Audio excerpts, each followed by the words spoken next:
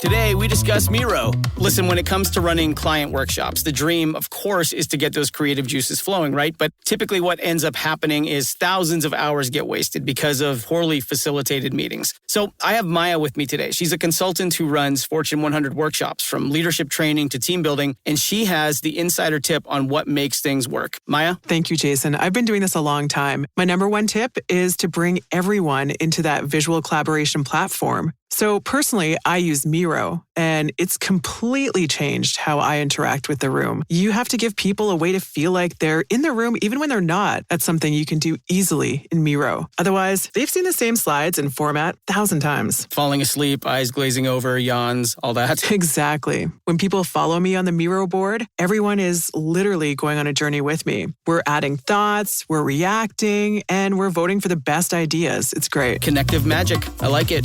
That's MIRO.com. Say hello to your viral era. With Planoly, creators grew their social following by 6 times in just 3 months. Planoly is the only social planning tool you'll need to get inspired, stay organized, and level up your content. And now you can auto-post across Instagram, TikTok, Facebook, YouTube, LinkedIn, X, and Pinterest. Try it free for 7 days at Planoly.com. That's Planoly.com. And for a limited time only, use code CHEERS40 for 40% off all annual plans. Our best deal ever.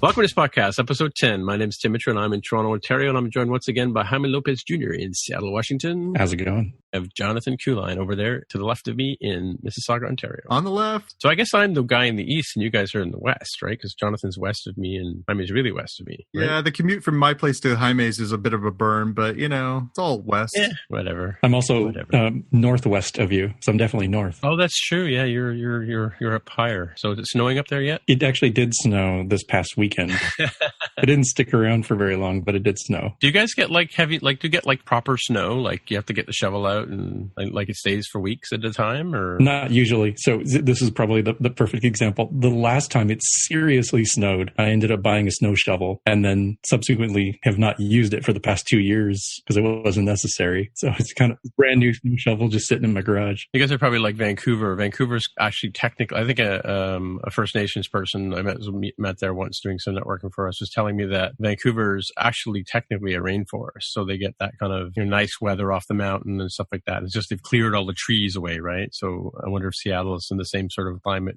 technically, right? Yeah, probably. And Portland and that whole sort of like Cascadia sort of region. Yeah, you get sort of rainy, gray sky most of the time, right? Mm-hmm, or what's Seattle like? Yeah, that's what Vancouver was. I remember when I lived in Vancouver. I mean, I liked the rain, so I didn't mind the fact that it was, always sort of drizzly or whatever, but everything was wet and moldy and, weird stuff. All righty. Enough geography for one day.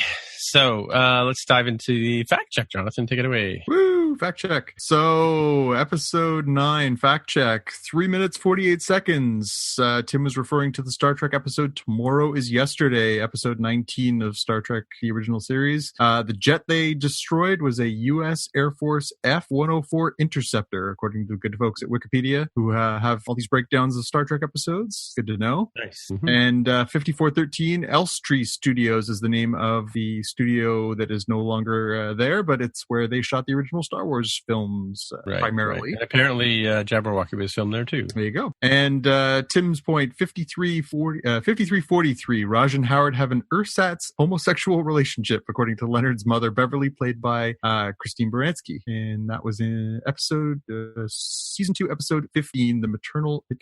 Capacitance. I mean, you spell it wrong. How do you spell that? What's that word? Capacitance? Yeah, capacitance. Capacitance. Yeah. All right. Good thing we have Jaime here. Spell checker, maybe. Yeah. maybe I felt wrong. Oh, it looks all right. No, that's me. I should have read it first, but Well, there you go. All right. So we have really no follow up this week. I mean, can't imagine why we wouldn't have any follow up, but there you have it. We'll follow up. No Thor, go see it. Yeah, well, we'll talk about that in the after show. Yeah. All right. So my overall impression of these two episodes. So spoilers for everybody. We're gonna talk about Star Trek Discovery episode 8. I think. What episode are we up to? 8, and I think the Orville is now episode 8 as well, right? Because they missed a week, right? Yes, we're not sure. We're not sure. That's a good question. We'll have to look it up. Real time follow up. We'll look it up. Yeah, you know what? I forgot to grab the name of the episode for. So we're just going to run over IMDb real quick and look up Star Trek Discovery. We can talk about Stranger Things now that I'm finished. You guys are finished, right? I'm not finished yet. Nope. Oh, you're not? Stop. Oh, okay. No, I had a bad week. I only got through 2 more episodes. I've still got 3 to go. Oh, okay. Well, I sat down and finished it last night, so let's see. Yes. So Star Trek Discovery, we're going to be talking about episode 8, which is something I'm going to butcher because it is Latin, I think. Yes.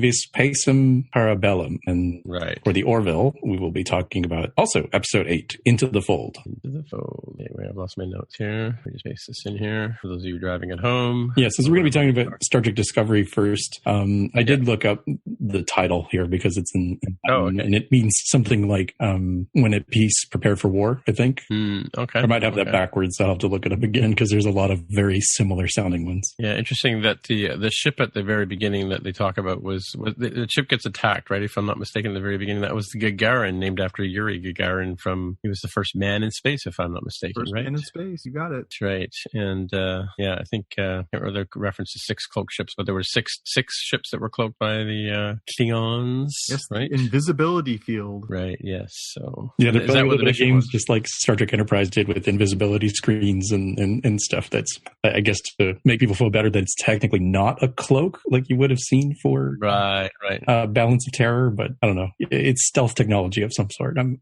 kind of okay with that. Yeah, it's funny. The Balance of Terror is when you're talking about where Kirk and Spock go onto the Romulan ship and steal the cloaking device. Is that the one you're talking about? That's correct. That episode? Yeah, that episode was actually on TV the other day, which is strange, which is has the Romulan commander, female commander, that tries to seduce Spock into stealing the Enterprise and bringing it over to her. So very similar kind of plot to what we've been seeing in Discovery, right? But it was interesting that it was the Romulans that had the cloaking technology, not the Klingons initially, right? Did we see many Klingons in the first? Like, did they weren't really at war in the original series with the Klingons per se, right? They were more at war with the Romulans, right? If I'm not mistaken. The original series, they were just past the war with the Klingons. I think they were sort of they were still hostile, but not directly in conflict. Yeah, they used to just have trade disputes and hence stuff like neutral that, zone. Right. Okay, yeah. So the Romulans were the ones they seem to always sort of have difficulties with, at least in the first series. I'm like 20 episodes in or so, right? Yeah.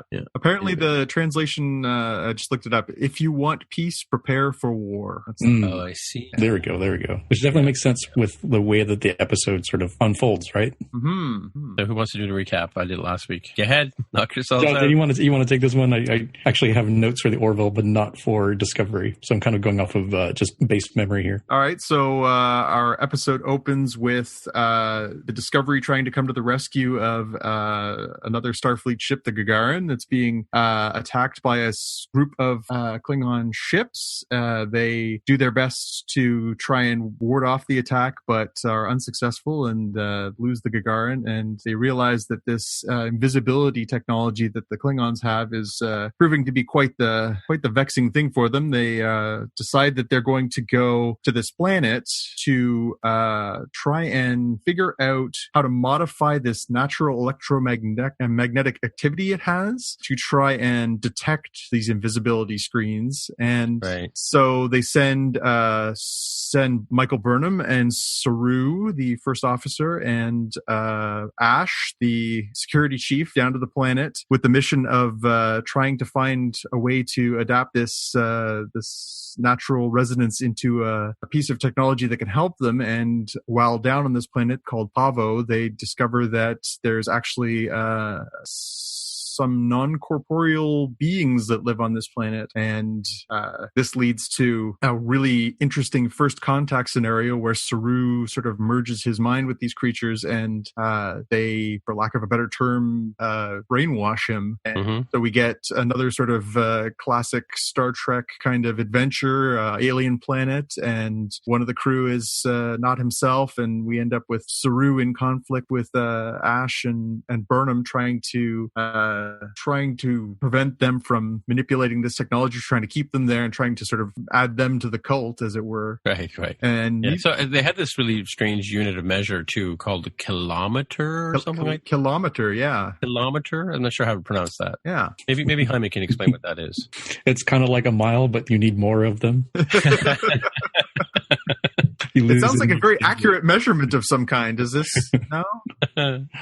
like all things that humans measure, other than, I don't know, we based off of like the Planck constant. They're all arbitrary. So yeah, right. But they're divisible by 10, which is unlike other things that we can convenient, but no less arbitrary. That's true. So what did you guys? As long as you have a forearm or a stride, you can always measure things, right? So what did you guys think of the adventures on Pahvo this week? Ho-hum. Yeah, was kind of my first thought. Yeah, I mean, haven't we seen this plot 100 times before? Yep. Yeah. So, I've never really had much confidence in Saru as a character. I think he's obviously got some issues, and they come to light in this episode. I suppose that was. I mean, this episode and the next episode we're going to talk about of the Orville were to me were very sort of. I guess they're the kind of things that writers do to sort of extend characters or try to get us to feel some sort of empathy for persons or relationships that they may have on the crew, because they isolate the three of these guys in this particular mission, and Saru loses it in a sense here, because he not that he allows himself to get it's not through his a flaw in his character that he gets taken over. Just I guess they just take advantage of his particular species, I guess, and take over his mind and convince him. I mean, they being the non-corporeal beings that Jonathan talks about, who in fact say at one point that they are the planet as opposed to being on the planet. Yeah, interesting. Yeah, sort of that hive mind kind of concept. Like, I guess it's similar to the Borg as well in that sense too. But yeah, I mean, I could care less for this episode. Yeah, that's all I have to say about this one. Well, there was a good B plot though. Oh yeah, the D plot. Yeah, I wanted to talk about that one too. Yeah. I want you to fill us in on that one. So, meanwhile in Klingon space, our Admiral Cornwell plot picks up once again after being unceremoniously left behind by the captain of the Discovery 2 episodes ago. We pick her up, and she's being held captive by General Kor, who is the now commander of the Klingon allied forces. And in order to ingratiate herself with Kor, L'Rell returns, who we've seen most recently in the episode where Captain Lorca and Ash escape from the Klingon torture ship. She is the torturer in question, who may or may not have had a relationship with Ash, who may or may not be a spoilers spy. And so we find L'Rell in the role of torturer once again. She's supposed to interrogate Cornwell and try and get her to spill the beans on what the Discovery secrets are and how to, replicate what technology it has. And instead we get this interesting twist where L'Rell confesses that she actually wants to defect to the Starfleet side and tries to help Admiral Cornwell escape.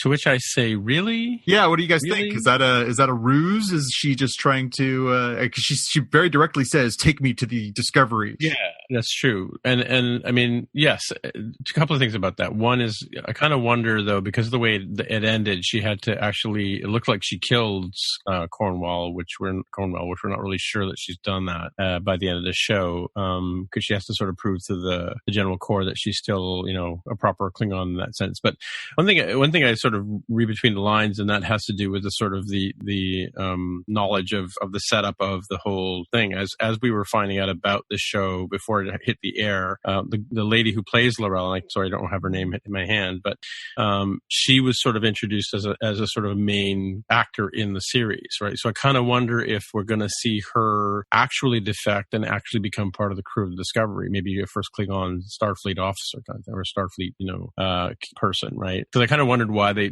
made the emphasis on introducing her as an actress in this series. So, mind you, these days, I mean, you never know. Like they knock characters off all the time in shows, right? In completely random ways, like killed by a giant monster kitty cat in the exactly, in a moment's notice, without any sort of unceremoniously, as it were, right? So I guess that sort of, I don't know, makes the plot seem more realistic, quote unquote, in a fictitious future universe. From the point of view of how they introduce this lady who plays the character, and we'll have to look her name up, but of L'Rell, Mary Schiaffo. So as soon as I saw her say I want to defect, I mean, I didn't really unlike you guys, I kind of believed her that she did want to defect, because it made sense considering that the Corps has chased away her or sent away her the guy who was taking over for now the name's T'Kuvma. The talking about quote unquote Voke, yes. Voke, yeah, he gets sort of sent away off. I don't know if Voke is out of the picture or not, or I didn't catch that in the. I have a theory. You have a theory, anyway, and of course the ship of the dead comes back, and the ship of the dead actually comes back in the end of the show as well. But I believe, because they've resurrected the sarcophagus ship or whatever they call it. So I mean, I don't know. I mean, it's plausible, or was that just a way of breaking down Cornwall to have her be a little bit more open? And then I think L'Rell was actually surprised that Cornwall wasn't actually from the Discovery. I don't know if you guys caught that or not, but in their exchange when they're talking to each other, she kind of goes, well, you're from the Discovery, aren't you? That's where you came from. And only to find that she's not really, right? Yeah. I think this episode was sort of keyed upon confusion. So one, it was a little bit confusing, or at least not 100% clear what was going on with Saru. They certainly make it seem like he's been taken over by the Pahvans early in the episode. But then in the tail end of the episode, when he has this discussion with Michael Burnham, it certainly seems like while they may have influenced him, it was still ultimately his choice to be like, oh man, like this is a rare opportunity for me to live at peace when my entire life and even biologically I live in fear all the time, and now I have final respite from that. And then also confusion with what is L'Rell's actual motive and what's she actually trying to do. I mean, she clearly doesn't like being under Cole, a place to go buy stuff. Cole is he's Klingon, but he's in contrast to Voke that she's rallying behind, and who she helped earlier. And so I think the way I've parsed it in my head is she is a triple agent here. I'm not really sure how many agents, but she's definitely not on the side of the Federation. So the defection part wasn't really true. I think it was more of a ruse to get onto the Discovery and maybe steal its technology or do whatever, but not to take it back to Cole, but to take it back to Voke and use that to unify the Klingon Empire, or at least hang out with him, right? So I think all of that sort of fell apart given the way that things happen in this episode for her. I think she legitimately did want to blow up the ship and kill Cole, while she escapes with the Admiral. Things went awry. So she, again, with the confusion, she may or may not have killed the Admiral. It's a little unclear if she did, because normally, as you guys, talked about, Discovery doesn't shy away from showing us that people are definitively dead. And in this case, more like maybe she got knocked out, like we might have seen in other Star Trek episodes. So I think that's what the mid-season finale break episode will probably uncover for us. Yeah, interesting setup for the mid-season finale next week. We end the episode with the Pahvans trying to send a signal out to try and unify the Klingons and the Starfleet to try and make sure that they can get along. And of course, they end up drawing a Klingon armada towards the Discovery. It seems like we're set up for a big bang up the beginning of next week's episode. Right. Well, Jane Brooke was on After Trek as well, and they didn't sort of say anything revealing about whether she was going to be continuing on the show or not, right? So so it was interesting. Usually when like in the case of Talking Dead and shows like that, they normally have the person who's been eliminated on the show to talk about what a wonderful experience it was, and Earth changing, and unlike any other experience I've ever had before. But she wasn't like that. She was still being very participatory in terms of how she was talking about the show. So reading between the lines, I think she's still around. I mean, because they didn't quite, like you said, they didn't display her as being, there wasn't a big pool of blood or whatever. She's just been knocked unconscious, if anything, or maybe electrocuted, right? So, well, she'll be back, I think. And I think that this whole defection thing, I think something like that's gonna happen, right? I think that's sort of how I read into that. What happened in the episode is that it will follow through on that plot. She's definitely, and I think that there's going to have to be this antagonistic relationship between Cole and is it Cole or Core? It's Cole. I just looked it up. It's Cole. I had that wrong. Yeah. It's Cole. Yeah, so I had spelled it Cole on the notes here too. Yep. So between Cole and Laurel and how Vogue was treated. So yeah, interesting. But I mean, and then coming back to the main plot of the show, which was the blue guys taking over and giving Saru his piece. As interesting though, I kind of wondered what the whole point of that flashback was with Saru, where he kind of sort of saw everything, his little things on the back of his neck going up, and tendrils, I think they're called them, right? He get those they kind of expand whenever he gets alarmed about things. Interesting. I mean, it's kind of, I think this is just sort of, I think when I mentioned a few weeks ago that I had heard that they were going to do 9 shows before the break instead of 8, or no, is that right? Because this is the 10th episode. No, sorry, this is 8. Yeah. 8 episodes. We're 10. They're 8. Okay. I'm back on planet Earth. Anyway, they kind of said that they had figured out a way to extend the plot, and maybe the way they did that was with the Harry Mudd episode last week, because that kind of didn't extend the story much, did it?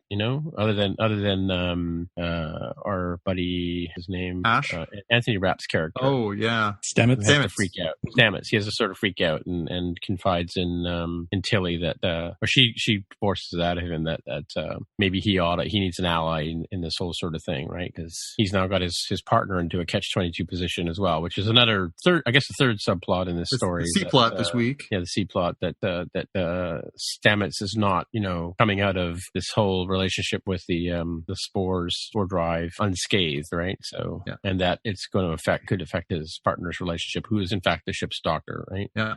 Yeah. So interesting little moment there where he looks over at Tilly and says, "Captain." Yeah. Right. You got to wonder: is he seeing something? Flashing forward? Is he seeing a different reality? Is he just? Yeah, no, I think it was definitely a flash forward to something in the future, right? So yeah, I'd like to see Captain Tilly. I like her. Yeah. Well, she's an odd duck, right? In this whole sense, right? Yeah. Mm-hmm. Anyway, so that's the Star Trek Discovery this week. So overall, what did you think? I mean, I've already given my opinion of it. Yeah, I think it was a setup episode, just like the other one was more of a setup episode. Although I think that one was probably a little bit more fun, just because of the time loop bit and Rainn Wilson as Harry Mudd. And this one it's kind of weird because this one was kind of a more Star Trek-y episode than most of Discovery's episodes are normally, considered. This is definitely a very Star Trek kind of episode where they go to a mysterious planet, they encounter a mysterious, life force,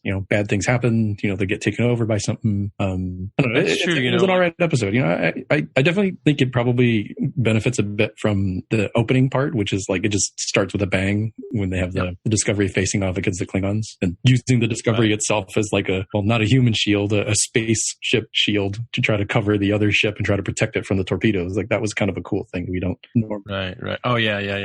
Yeah, you're right. From that perspective, I mean, like when I was thinking about the original series was more about exploring, sort of voyaging out, and they had a lot more away missions, almost an away mission for every show almost, right? Well, they were explorers, right? They were the frontier. They were on the frontier, as it were, right? Yeah, where these guys, again, they're in a state of war, so you get a little bit more, a little less of that. Let's go see what this planet has to offer. Although, shoutouts to the designers for the crystalline trees; those were very cool. Yeah. It had a very sort of retro Trek kind of feel to it. It's true. Mm-hmm. Yeah, I thought it was a good episode. I mean, you're right. It didn't advance things terribly, and it probably wasn't as strong as last week's episode with the return of Harry Mudd in the time loop. But right. I think as far as teeing things up, clearly setting the stage for some bigger things to happen in the finale. I think for a penultimate episode, not bad. Yeah, and we didn't really sort of talk about the end of the show. Maybe we can just leave that for next week. But the fact that it does set up that there's now a situation that we have to look forward to next week. That there's where the Klingons Klingons and the Federation are going to get together and have it out, as it were. Yeah. As the Pahvins try to patch things up between them, right? So yeah. All right. Let's. Should we move on to the Orville? Yeah, sure. So, I mean, I just had a couple notes here about the Orville. Was one that the ship identifier, you see it in this episode at the very beginning, ECV-197. No idea what that means, but there it is. Enterprise class vehicle. I don't know. And just the one joke in the entire show was that at one point they're listening to Barry Manilow on the hi-fi system as they're working on the engine drive or the navigation system, and Seth MacFarlane just comments on the fact that Manilow was a genius. So clearly, several years into the future, Barry Manilow will be the Beethoven or the Bach of that generation, I guess, right? Yeah. Well, there was one other joke in there that was perhaps the most graphic joke they've done so far. Oh, really? Yeah. Which is that? Well, they made a glory hole joke. Oh, the glory hole. Yeah. For the spatial rift, right? The spatial rift. They call it the glory hole, which I mean, right. It's a little subversive, but that's pushing the envelope. You never heard the term glory hole come up in a Star Trek episode before. No. Right. And even, Captain Mercer is like, nobody calls it that. You tried calling it that. You tried making it big. It's not a thing. Right. But overall, you're right. It was a surprisingly low fun episode. I think we were supposed to get more from the interaction between Dr. Finn and Isaac. Isaac, yeah, and the kids, yeah. And the kids. And there was a couple of little, the way he tries to Isaac tries to figure out the kids. So, they go down to the planet. They're on their way to their space vacation. They take Isaac along because Lamar can't take them. So they end up encountering this spatial rift and crash landing on this planet where they're being attacked by, for lack of a better word, apocalyptic survivors. Mm-hmm. And they go down to this planet, and the Doctor becomes separated from her children, Ty and Marcus, and they're stuck with Isaac, who lacks basic empathy and any kind of parental instinct at all. And so it's about this sort of mismatch of these two kids who are, hurt and missing their mom, paired up with Isaac, who is trying to figure out how to sort of complete his mission and get them out of there, but trying to also keep the two of them alive. And meanwhile, the Doctor is trying to figure out how to survive after being captured by one of these apocalyptic warriors. So yeah. Now, was that guy a benefactor in a sense? Like he was trying to keep her safe, it seemed, or was he just fattening her up or whatever? I got the vibe that there was a little sort of kidnappy kind of, you're going to be my bride here in my tower, because he locks her up in the tower and says, I'm here, I've got all the weapons, I've got food, I'm here. I think he was like, you're going to be my space girlfriend now or something. Right. Yeah, it definitely is not, 100% clear cut that he's not, 100% good or 100% bad, just sort of a weirdo, sort of creepy guy with sort of ambiguous sort of desires here that are never really expounded upon. Yeah, and I think that's part of the way the plot falls down is you never really get a sense of what kind of danger is going on. Like, we know these people are desperate, and they establish that there's like a plague and no food, but then you never really understand what this guy's motivations are. And yeah, it's kind of a weird non-conclusion. I don't know. It never really has that sense of dread you kind of want from those moments of like, what's going to happen to the doc? Like, I never really feel for any of that. Yeah, he's got that sort of dark, brooding temperament, but but to me, it's like he seems to be, he's feeding her, he's giving her a place to stay, he's protecting her from, the evil people out in the world, Yeah. And the actor there for our bad guy, whose name is Drogon, is Brian Thompson. Brian Thompson was he's from Washington State, Jaime. I didn't know that one. He's played big guys with masks on in a whole bunch of series, including he was on Enterprise, he was on X-Files, and he was on Buffy the Vampire Slayer and a couple of different characters. Phase 9. So this is, another, as soon as you hear his voice, you're like, I know that guy. Really? Yeah, for sure. As soon as he opened his mouth, I was like, it's that guy. And I had to look up because I couldn't remember his name, because he has just a very sort of ordinary North American name, but instantly recognizable with that deep, deep voice and that sort of big burly physique. But again, I felt like, not for his lack of being menacing, but it just didn't have a lot of resonance for me. And neither did the interaction between Isaac and the kids. Like, I guess there was supposed to be some humanity to it. Isaac's trying to sort of come to grips with how to deal with children and stuff. But it wasn't funny, nor was it particularly emotional. I don't know. What do you guys think? Yeah. Well, that's what I mean. It's kind of like we've so far we've seen that the Orville has had the better plots and the better sort of maybe till this week. Yeah, and this is sort of the. I mean, again, another one of these episodes where they take the Doctor out of her element and try and create some character exposition around her. But I kind of came away from it going, I care less for her now than I did even. Yeah. I mean, I didn't care much for her to begin with, and I'm not really sure there. And then Isaac, while he could be the foil of a lot of different things, and because he's the odd guy with super intellect, and he just ends up mimicking her parenting style, which isn't much of a style. I mean, it's just an odd kind of, I guess, and at the very end of it, when he sort of says, your kids are horribly behaved and awful people, but hey, I love them, like what, he's more human now because of this? I don't get it. Yeah. I mean, but didn't he do some of the things that parents want to do? Like, there's that little like video game thing that the older son has, and fighting over it, he throws it and shoots it out of the sky, right? It's like, oh, look, it's not a problem anymore. Yeah. Right. So I guess maybe I wasn't quite as harsh on this one as y'all. I mean, it wasn't like my favorite episode. I think I maybe enjoyed it a little bit more because, I saw parallels here with the Terminator franchise. Yeah, maybe. So let me read a short passage here, really short, from Terminator 2. This is Sarah Connor saying, watching John with the machine, it was suddenly so clear the Terminator would never stop. It would never leave him and would never hurt him, never shout at him or get drunk and hit him or say it was too busy to spend time with him. It would always be there and it would die to protect him. Of all the would-be fathers who came and went over the years, this machine was the only one who measured up. In an insane world, it was the sanest choice. Mm-hmm. That's kind of what came to my mind, because they set up maybe not quite as well that the Doctor was a single mother, but it seems like out of choice. It didn't seem like, there was like some father hanging around like doing nothing. It would seem more like, oh yeah, we've got the technology. You want to be a parent? Fantastic. Go be a parent. And Isaac being in sort of his Commander Data analog, but racist Data, right? Like at the beginning of the episode, he says like, oh, it's a fact that we're better than you. I'm objectively better than you in every way.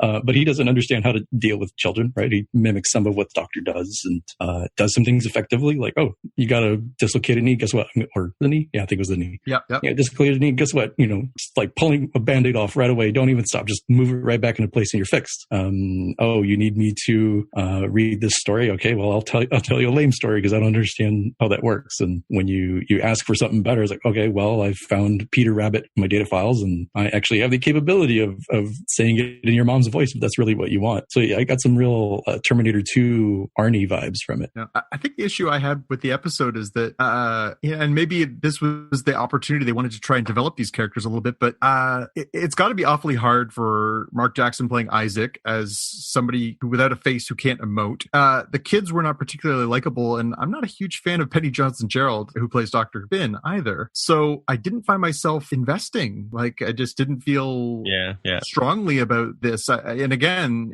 I think the show's tone has established itself. It's not like Discovery where I'm thinking like one of these kids is going to buy it. I just never really felt, I felt like this was like a standard Star Trek plot line, and I knew where it was going to go, and it went exactly where I thought it was going to go. And and in non-Orville fashion, it just wasn't funny enough. At least when they did last week's episode with the social media, at least it was funny, I think that's what was missing, is it wasn't funny enough to be a great Orville episode, and it wasn't smart enough to be a great Trek episode. They didn't cast it well enough for me to at least enjoy the performances. So I the whole thing kind of just left me a little cold. I'm just looking at some of the reviews here on IMDb, and that's generally the impression. A couple of people liked it, but most of them are kind of like, saying I wasted 40 minutes, and 1 out of 10. Like the ratings in IMDb are out of 10, and a lot of them are like 1 star out of 10. So pretty brutally rated. It felt like one of those classic. We've got 20 episodes this season. We'll do 7 great ones, 7 okay ones, and 7 toss away ones. This felt like one of those. Like, we'll just try and do this. It'll establish the Doctor. It'll establish the Isaac a little bit. We'll try and get these actors some screen time.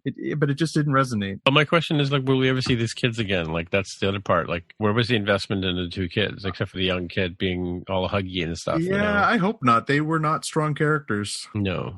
Yeah, I don't think you want to have them become like the Wesley Crusher creatures or the Borg children on this show. I think it's fine to... Borg children? Do you remember Icheb and... Yeah. I can't remember the rest of them. That's how memorable they were from Voyager. Yeah, the last couple seasons of Voyager. Were they like teenager kids or something like that? Or one of them was. I think the others were a little younger, like younger, probably. Yeah. How old? Preteen, like tween era. Oh, like but they were born 9 to 12 probably for what 3 out of the 4, and then one was clearly a teenager. Well, I'll have to go back to those and watch them again. I think I completely missed those episodes, but yeah, because there was that one hero, the one kid Borg. He was like a teenager Borg. Each I think was his name. That was the only one that comes to mind. Yeah. Right. Okay. Anyway, so we've had this was 8 episodes now of the Orville. We've had a chance to sort of establish ourselves, and we've kind of seen a highlight episode for most of the characters at this point. We really haven't spent too much enough time, I think, with Kelly Grayson, the first officer. We've had the Ed Mercer episode, the episode where he and Gordon went off to the Krobacue. Well, there was the zoo episode where yeah, that's true. I guess we did get her and Mercer there, right? Yeah, and in the first episode too, right? There's a bit of them in that one. And we got Bortus. Bortus got his episode where he and his husband are trying to figure out the complexities of their single gender baby. We got the John Lamar episode last week, so I guess we're looking for Alara now, right? Well, we haven't seen a full Alara episode. She's gotten a couple little tastes, but she really hasn't gotten her own thing. So maybe that's coming up soon. So this felt like it was the Doctor and Isaac's turn to sort of get some spotlight time to try and put them front and center. And yeah, again, it just feels like of the main cast, these we've only had a few characters we haven't really gotten into, and I'd like to see more of Seth MacFarlane and Adrian Palicki, please. Right. And Scott Grimes as Malloy is just he gets all the best lines and has clearly enjoying himself playing that part. Yeah, I mean, and this was a low budget episode for I was thinking about in terms of how much money they must be spending on these episodes to build them. Again, another one where they kind of just went down to an Earth-like planet, which is kind of a cheap, sorry, not cheap, but inexpensive way to deal with character exposition and stuff like that, right? So boring. Well, you got voted down this week, Jaime. Sorry. Yeah, no, that's cool. I mean, people can 60% of us who surveyed.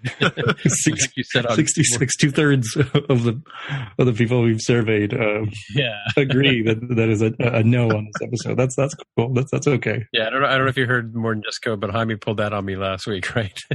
Right. 2 out of 3 people. Coders agree.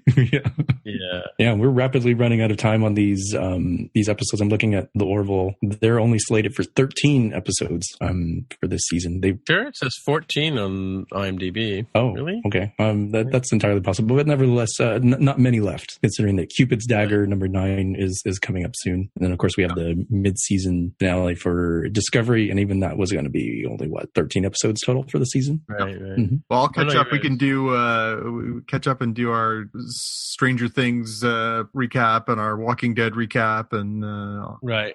Yeah. Oh man, that was boring last week, Walking Dead. But anyway, 13. You're right. 13 episodes for the Orville according to IMDb. The next episode is called Firestorm. Number 11 hasn't got a title, and 12 and next episode's Cupid's Dagger, then Firestorm. Oh, sorry, Firestorm. Yeah, Firestorm's next after that. Oh, sorry, my bad. Yeah. So crew sets out to save Dr. Finn, her 2 sons, and Isaac after the shuttle gets thrown into uncharted space. Oh well. And in the opinion of at least 2 critics, it could have been left there. Yeah, and a bunch of people on IMDb's website didn't like it either. So now, can we talk about Barry Manilow? No.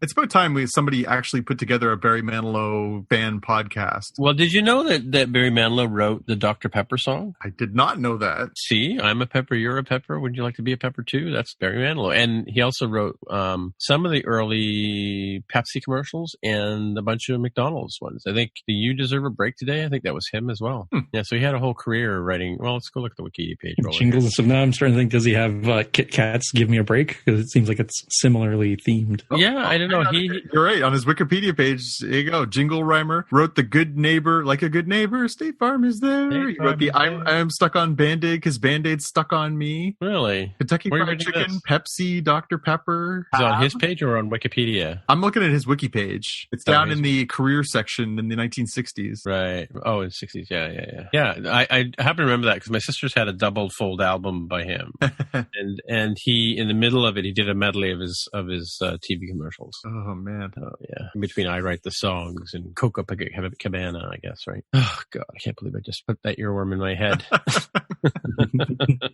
Talk about Jabberwocky real quick. Yeah.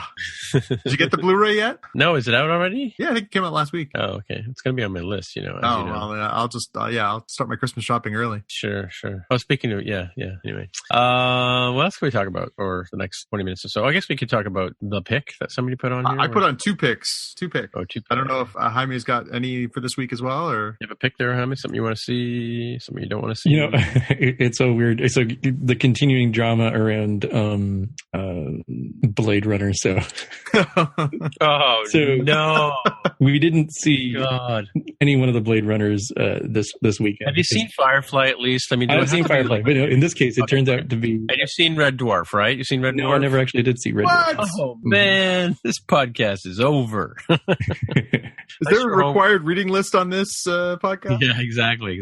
Well, it's funny because Tammy had never seen Firefly, and so when I went to see her in Tennessee a couple of years ago, I actually went to the Walmart or whatever, and I bought a copy of Firefly on DVD and handed it to her, and she still hasn't watched it. Come on, it's on Netflix. I mean, it's right there. I know.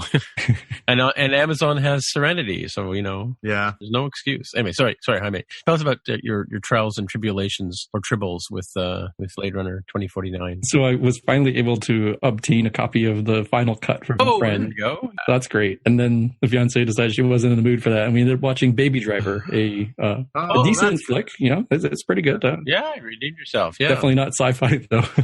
Yeah, well, it's got the love story in there. It's got the factor for her, I guess, right? It's definitely got some cool action in it. Yeah. Well, we saw that in the big theater with the grandson, who's big into driving games, right? So it was right up his alley, right? Yeah, until he saw, well, that might have slid down to third on his list because he said Blade Runner was the best movie he saw this year. Right. Dunkirk, and then Baby Driver. Mm-hmm. Well, we'll have to introduce him to Shaun of the Dead soon. Yeah, I've had it on my to-do list, but I don't want to scare the bejesus out of my 12-year-old, so I thought maybe I'll wait till I have a night where it's just the two of us hanging out watching movies. Yeah. Well, Foster, when he's over here, the 12-year-old, when he's over here, he won't watch that kind of stuff either. Like he just leaves the room. So yeah, he's not so much into the violence and gore. He doesn't like that stuff at all. Xavier, he wants to watch the Kevin Smith catalog. I've been putting that off. Right.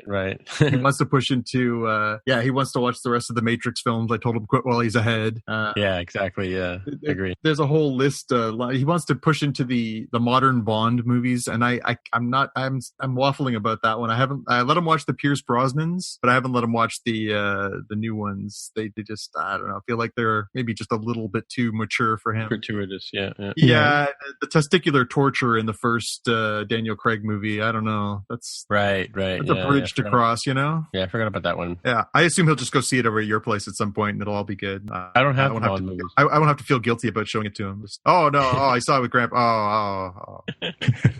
I have much better plans for him than that. Yeah. That's how we saw Blade Runner. That's how we saw The Matrix. He's just like, we saw this great movie this weekend. It's called The Matrix. I'm like, oh, jeez. Don't tell your mother. It's fine. Yeah. Oh, back to the 2049 there. Jaime, sorry. So my hopeful plan, now that I actually have a copy of the final cut, is to at least watch that and maybe squeeze in 2049 as well. But at this point, I think it will probably have to be a bargain theater. I figure like the dollar theater. I don't know if they have those in Canada. Okay. The second run sort of things. Oh yeah, like the premiere. Yeah, they have those. But it's a big screen movie. You got to see it on a big screen. Yeah, which is why I think seeing it in the bargain theaters is probably better than waiting for DVD or Netflix or something. Yeah. I took the elevator up my building at work this week. Two gentlemen who were working on the custodial staff were talking about Blade Runner 2049, and the one said, "Have you seen it?" And the other guy said, "No, I haven't gotten out to see it." And the other guy said, "Don't. It's 3 hours long, and I feel feel like I wasted my life. Really? Wow. I was just biting a hole through my tongue. I just thought, I guess we're all entitled to our opinions. This guy feels like it wasn't his cup of tea, but I was a little disheartened to hear that was the reaction too. This fella had felt like he'd gotten robbed of his $3, or his $15 for 3 hours. Yeah, well, beauty's in the eye of the beholder, I guess. I guess. Again, he's probably more right than us, because this movie, as we established last week, is clearly a flop. It's not going to make anywhere close to its money back. Really? Yeah. So it is what it is. Now, again, that's too bad. They made it for me anyway. I don't care what anybody else thinks. So it's still there. It can't be unmade. It does make me wonder about the prequel they were talking about. Is that probably canned or shelved, like a Netflix series or something? Them investing after as much money as they spent on this. Yeah, I can't imagine them coming back and doing another one, at least until they have had enough time to forget. Maybe 35 years from now, maybe they'll come back and do part 3. They did leave a few loose ends. I don't want to give too much away for Jaime, but they did leave a few loose ends that they could explore in a TV spin-off or whatever. I still think this would be the battle for the best, Blade Runner this planet, would be the best 10-episode season on Netflix ever. If you could do, you don't even need that high production value. It's just mood, it's tone, right? You could do this world so easily. But again, it's that same sort of thing. I've always sort of been a fan of Terry Gilliam, and while his movies are amazing from a theater arts point of view, right? Artistic and sound and production, all that kind of stuff. They're not big sellers. I mean, in fact, his last movie, Zero Theorem, the only reason I saw it in the theater was because somebody in Canada decided to run it for one night only. Yeah. It was actually going to go straight to video. And it's a great, I have the DVD and you've borrowed it and whatever, or Blu-ray, I guess it is. Yep. And Tideland, the one before, Tideland was like a real stretch, Jeff Bridges is great in that one, surprisingly. But, that was a real stretch of a story, right? But, interesting though. But so I guess Blade Runner is sort of out there on the fringes. Arrival, if you think about it, Arrival was sort of a fringe movie too. It was more suited towards the Toronto Film Festival and that kind of stuff than it would be mainstream theater. But here it was nominated for an Academy Award. Who knows, right? Well, and that's my hope for this picture. My hope is that as we start creeping towards award season, which is just around the corner, as we start seeing, people start talking about the Oscars and Golden Globes and all this stuff. Right. I'm kind of hopeful. I will say, I don't think it's been a particularly banner year for films. Right. Outside of Dunkirk, and of course there's movies coming. Steven Spielberg's new movie Post is coming. The Post is coming out. There will be some Oscar fare coming out over the next few months, but I don't think this is a particularly memorable film year. I don't think Blade Runner is going to garner a Best Picture, but I could see it getting cinematography, visual arts, maybe a director nod. Costumes or something, special effects. That sort of thing. Yeah, I think it could be a sneaky one in the same way that Arrival was 2 years ago, last year. I think it could sneak in there and get a few nominations in an otherwise, kind of slumpy movie year. And maybe that rekindles the interest and people want to have a second look. Right. I didn't see Arrival until after it was nominated. And I kind of regret not seeing that in the theater. Oh, yeah. So I went to see that one by myself at a VIP, right? So, oh, yeah. Yeah, well, that was, again, I always sort of look at the movies that are at the Toronto Film Festival. I have never been able to get a ticket since 1979 is the last time I went to the film festival and actually got a ticket. So it's super hard to get tickets for that these days, right? But unless you're willing to go stand in a line and see whatever, but I'm not. But I always notice the films that are there, and then those are the ones that generally sort of tend to go legs. There's the McDormand film, I forgot the name, the one about the billboards. What else was at the film festival this year? It looked interesting. Well, the Hit movie was at film festival. I wanted to see that. Long time running. Yeah. We saw that on TV the other day, didn't we? Yeah. The CTV bought the TV rights. So right. Yeah. Mm-hmm. So we'll have to see. Theater going is kind of becoming a thing that's not really. You were at Thor. I assume it was sold out, or it was very close to sold out, or what was your? Yeah. I would say it was probably. It's hard to say with these things too, because they obviously first night they put it in the big theater, and they on that kind of screen, not everybody wants to sit right down the front. But yeah, I think it was pretty darn full. Right. And I must admit, I haven't looked up the box office on it yet, but I mean, every review I read was positive. Everybody said like it's, again, like what we were talking about off the top, it's perfect popcorn fare. If you want to go and forget about what's going on in the world, right, for a little couple hours, have some laughs, eat some popcorn, and watch Chris Hemsworth beat the tar out of bad guys, it is perfect. Well, it's like you and Jaime were saying about the Pacific Rim series movies. They're just about like watching stuff blow up real good, right? Yep, that's exactly what it is. Although I will say again, the thing that they've done well in the Marvel movies is they've been able to mix in genres, right? The Spider-Man movie they did this summer was a high school movie, and Captain America's Winter Soldier was a spy movie. This was a flat out comedy. It is funny. Like there are probably in 2 hours, there's probably a laugh every 2 minutes, like a laugh out loud laugh. Like it was surprisingly funny. I know they had sort of billed it as we're going somewhere else, but it was flat out funny. Now, I did find it just like a scotch disrespectful to the material at times because it just was so going for the laughs, but at the same time, it was undeniably entertaining. Well, I'm just looking at the Flickster results here for movies from this weekend, and Thor did 123 million. Bad Moms did 17 million. I guess that was Bad Moms Christmas, right? Yeah. Jigsaw is still going strong with 6. Well, Jigsaw's been out for a few weeks right now already, Couple right? Weeks, yeah. Yeah, so that's like in third place. Tyler Perry seems to be doing pretty well with 4.7 million. I'm not sure when that one started. Yeah, that was a few weeks ago too. That one, the movie that started as a joke. That's funny. Yeah, and Geostorm, Happy Death Day, and Blade Runner 2049 still going a bit strong. I mean, a couple million each, right? So yeah, it's funny when you look at a couple $1 million and you think, oh, that's not very good. Well, again, it depends on what you invested in. Geostorm was apparently extremely expensive to make. It was in production for years, and really, this is one of my favorite stories from this year. Is this film Geostorm? Yeah, apparently they spent like $120 million. They filmed it. It actually finished filming a couple of years ago. It sat on a shelf. Wow, they really? didn't know what to do with it. They went back and did some reshoots. They re-edited it. So apparently it's very disjointed because there's like old stuff that was filmed years ago that's been mixed with new stuff. So yeah, apparently it cost a pretty penny to make, and is not done well so far. So did it just start this week, or? Yeah, I think it was 2 weeks. A couple weeks ago. Okay. Yeah, not too bad. It's got 1 star, and the critical praise quote is uninspired. Really? Rotten Tomatoes 15%. Yeah. Well, I mean, 2040 or Blade Runner 2049 still at 88%. So yeah, the people's pick, right? Yep. It was much higher. I guess once it came out, 81% for user score and 88% for Rotten Tomatoes. Yeah, and again, hopefully it finds some legs. Again, I thought it was one of the best movies I've seen this year too, and I think it has some real genuine bona fides in the same way that Arrival did. Like it is just a flat out well made picture. Yeah, well, it's got to go up against Murder on the Orient Express for Hollywood. That's coming out next week. It's coming out this week. Yeah, so. I mean, Jaime, you might want to get to those theaters soon. Yeah, because exactly.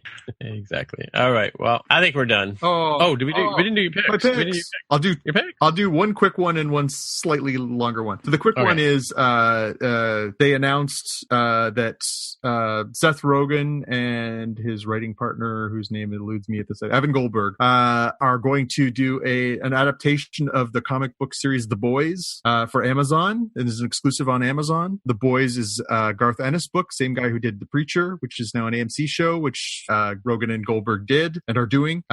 Great series. It's a very, very flippant look at superheroes are narcissistic jerks, and the boys are this group of sort of thuggish brutes who keep them in check. And it's a very funny, very witty, very British comic book, and it's really great. I'm really excited to see what these two guys do on a platform like Amazon with that. So So are they going to keep it in the British vein? I hope so. And as a matter of fact, it was the main character in the book is what's his name from Shaun of the Dead? Yeah, that guy, Simon Pegg. Simon Pegg. They actually asked Simon if they could use his likeness as the lead character, and so it looks like Simon Pegg in the book, and they always intended for him to be the character.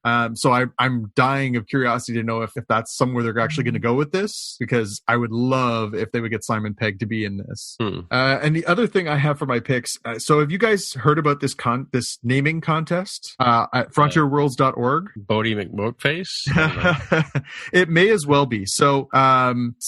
there is a satellite. Right. Let me look it up. I want to get the names right here. There's a satellite that is headed into the outer reaches of our solar system. Right. So it has gone past Pluto, and it did a scan of Pluto, and now it is headed towards the Kuiper Belt. And so they are looking for, they are looking to send it to these two binary, they're not even planetoids, they're smaller. They're looking for these two planetoids. And so as part of this, they've decided to give people a chance to vote on the name of these two planetoids that they're going to explore. Right. So if you go to frontierworlds.org, you can actually go, and they have a list of ballot nominations, things that they have put onto the ballot you can vote for. And you can also nominate things yourself. So some of the names that are on this list already, we've got Sagittarius, we've got Pluck and Persistence. There's somebody called the Mjolnir because they kind of look like Thor's hammer.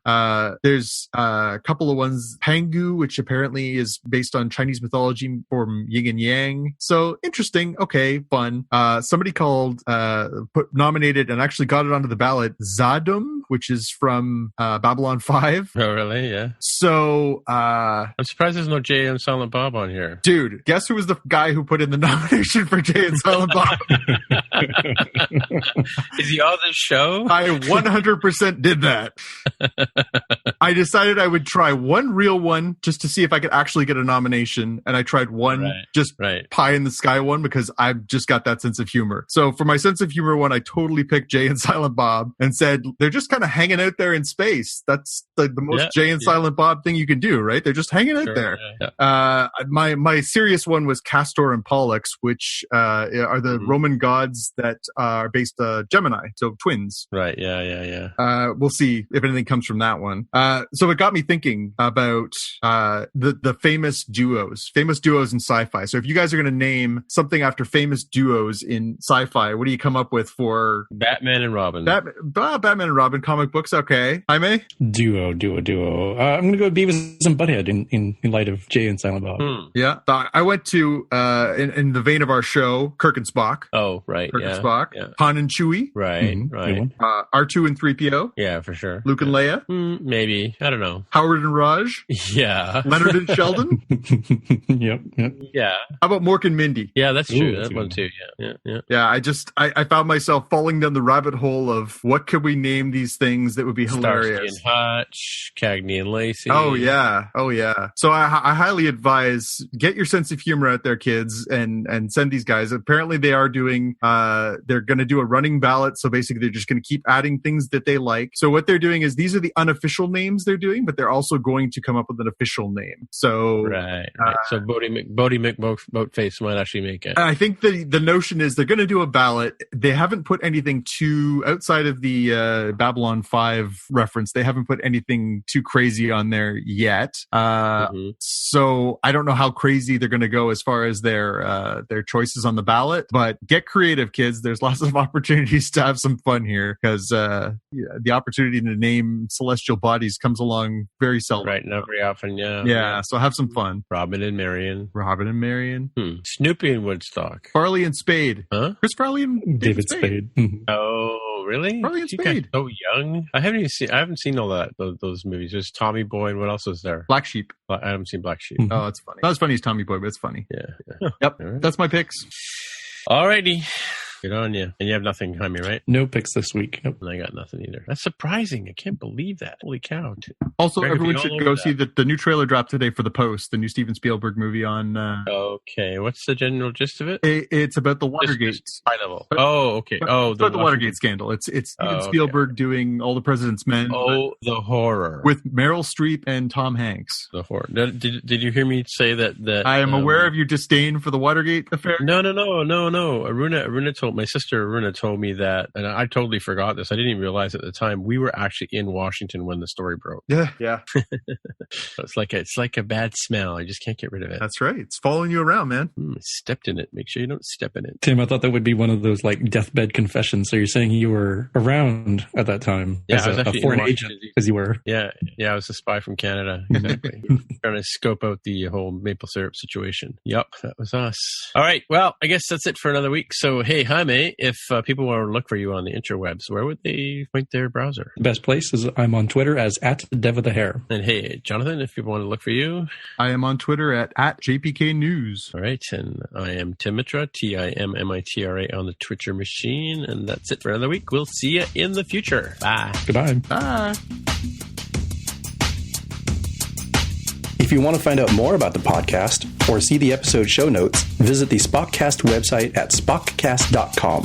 You can get in touch with us on the website or follow us on Twitter @Spockcast. If you have feedback or questions, send us a tweet with the hashtag AskSpockcast. If you like the show, please consider recommending us to a friend, writing a review on iTunes, or pledging any amount at patreon.com/Spockcast. Thanks for listening, and we'll see you in the future.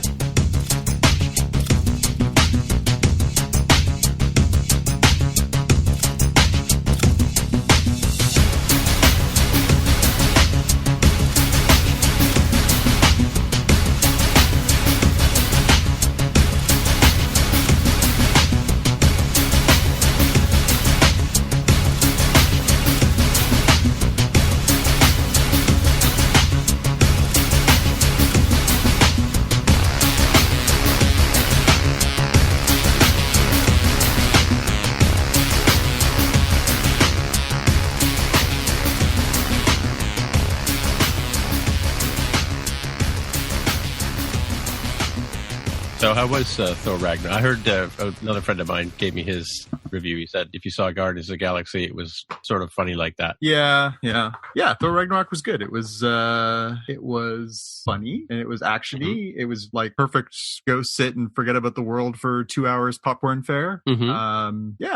It was very interesting how they decided to sort of take a different spin with the character, because those first two movies were good, but they were like a bit of a slug. Good as a stretch for the second one, but they were first one was good. The second one was okay. This one was they were sort of serious in the sort of Thor. Yeah, the first one was very Thor Kenneth Branagh. It was very like, epic and grand and Shakespearean. But Tom Hiddleston was great, and Hemsworth was not the best part of those movies, which is always kind of weird to have your hero be the straight man. But no, this one was good. Hemsworth, I will say, and I heard somebody raise the point the other day. He was the best part of that Ghostbusters reboot they did.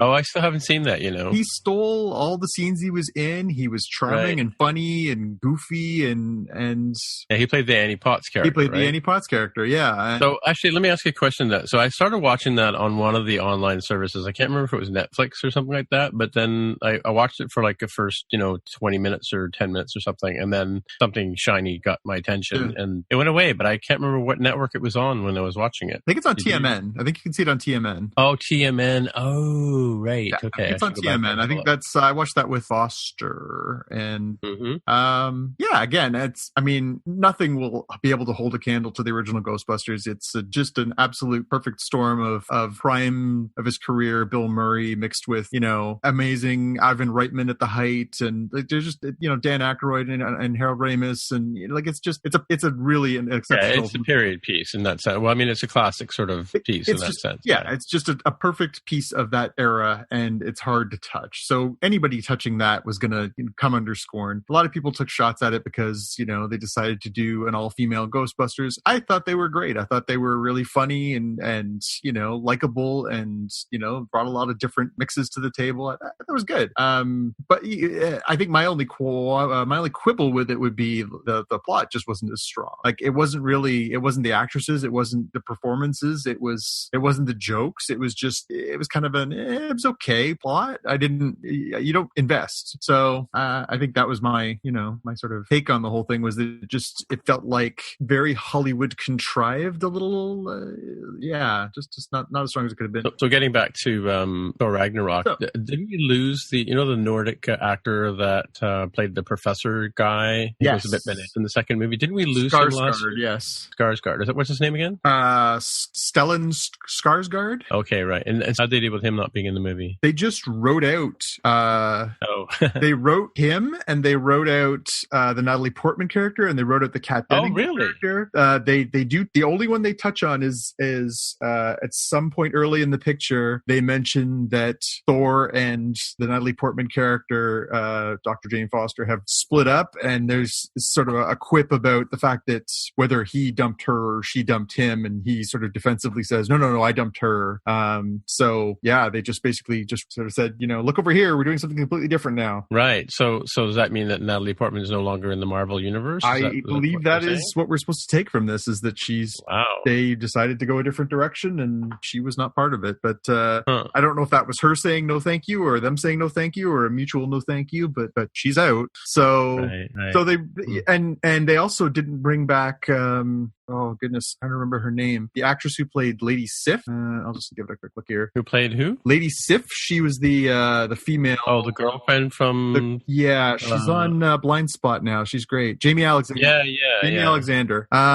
Who's very likable in those first couple of movies, and as always sort of I was sort of destined to be Thor's girlfriend, and he's chosen this human and stuff like that. But yeah, she was busy doing her show Blindspot, which is what did you think of Blindspot? I watched it for the first little while, and then it just got very sort of cheesy TV style, and I just gave up on it. Yeah, I watched the first little bit of it, and then sort of chalked it up as I'll binge it at some point, and haven't gotten back to it. So I mean, it was just a casualty of my desire to watch a ton of genre TV, but it was same with that one, I like her a lot. I think she's very talented, and I think she's she's obviously very, very beautiful. So same with that South Asian actress. Same as that South Asian actress in Guantanamo, I think, or I don't think the one about the FBI girl that they think she's a terrorist at the very beginning. Oh yeah, I haven't seen that show. Is that good? I watched the first little bit of it, but then it got a little TV-ish as well. I mean, I think the major networks still have an issue with letting loose the reins a bit, so